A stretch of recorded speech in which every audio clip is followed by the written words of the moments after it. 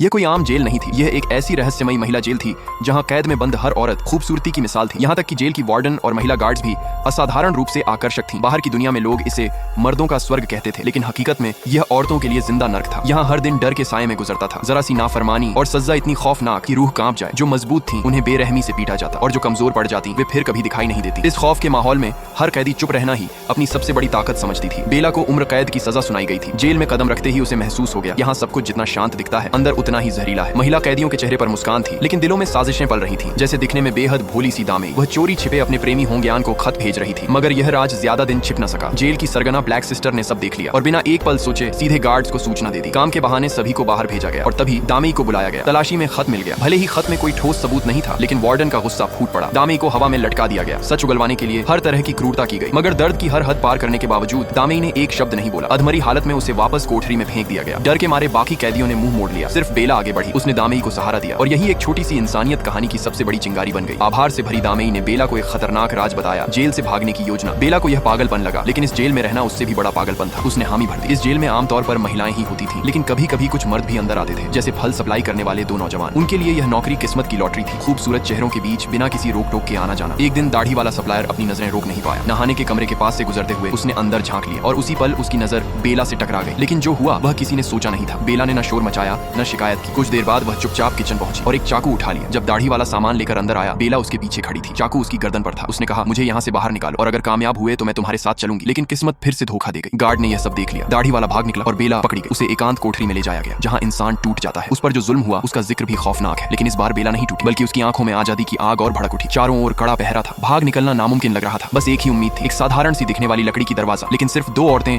यह जंग नहीं जीत सकती थी। उन्हें और लोगों की जरूरत थी और इसीलिए बेला ने सीधे जेल की सबसे खतरनाक औरत ब्लैक सिस्टर को चुनौती दे दी। काम के दौरान दलदल में दोनों आमने सामने आए। कोई नियम नहीं, कोई रहम नहीं। ये सिर्फ लड़ाई नहीं थी, ये जिंदा रहने की जंग थी और यहीं से इस जेल की असली कहानी शुरू होती है।